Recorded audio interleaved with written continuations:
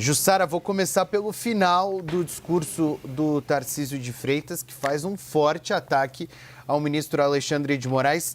Talvez ataque ao ministro que ainda não tenha sido feito pelo Tarcísio desde que as investigações contra o ex-presidente Jair Bolsonaro avançaram na Suprema Corte e os apoiadores do ex-presidente têm feito eventos e manifestações em várias regiões do país. Ele chamou o ministro Alexandre de Moraes de ditador. Eu, pelo menos, não me lembrava de um discurso tão forte contra o ministro do governador de São Paulo, Tarcísio de Freitas. Jussara.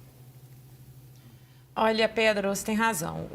Sem a presença de Jair Bolsonaro, o Tarcísio de Freitas, governador de São Paulo, puxou para ele essa tarefa de fazer os ataques duros ao Supremo Tribunal Federal.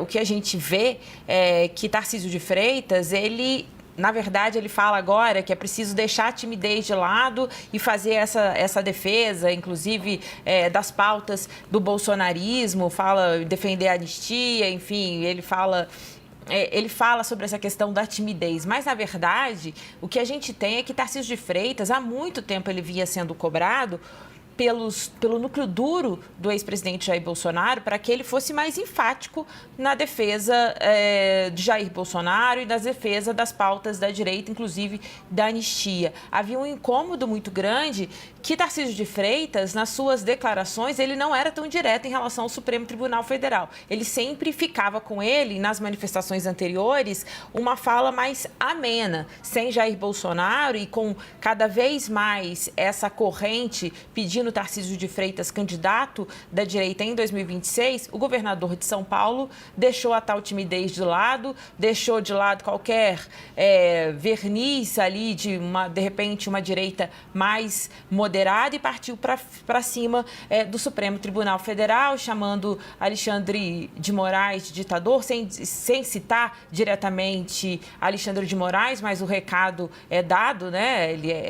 Ele faz críticas ao Supremo Tribunal Federal, ataca o julgamento, diz que não há provas, ataca também a delação de Mauro Cid, que foi ajudante de ordem de Jair Bolsonaro, e a sua colaboração foi o ponto ali que ajudou a traçar como se deu a trama golpista, segundo a Procuradoria-Geral da República, mas a Procuradoria-Geral da República sempre cita o seguinte: a colaboração de Mauro Cid é um detalhe, porque há muitas provas que ajudam a montar qual foi essa cronologia da trama golpista, segundo a denúncia da PGR. Então, Tarcísio de Freitas, nesse discurso dele, Pedro e Clarissa, me chama muita atenção, porque ele vai para cima nessas pautas bolsonaristas, ele cobra o presidente da Câmara, Hugo Mota, para pautar a anistia, lembrando que o Hugo Mota é do Republicanos, partido de Tarcísio de Freitas. Ele também faz essa crítica dura, diz que não é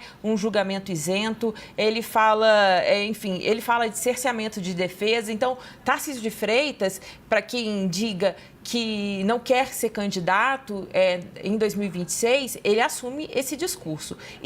Muito embora, todo o discurso dele seja dizendo que Bolsonaro é que será o candidato em 2026, que deve ser o candidato. Lembrando que o ex-presidente está inelegível e uma das causas da inelegibilidade do ex-presidente Jair Bolsonaro é justamente atos como esse que foram feitos ali em 2022. Ele também, em plena campanha eleitoral daquele ano, então é um dos motivos da inelegibilidade de Bolsonaro. Tarcísio de Freitas fez esse discurso bastante duro, que por um lado pode desgastá-lo com o STF.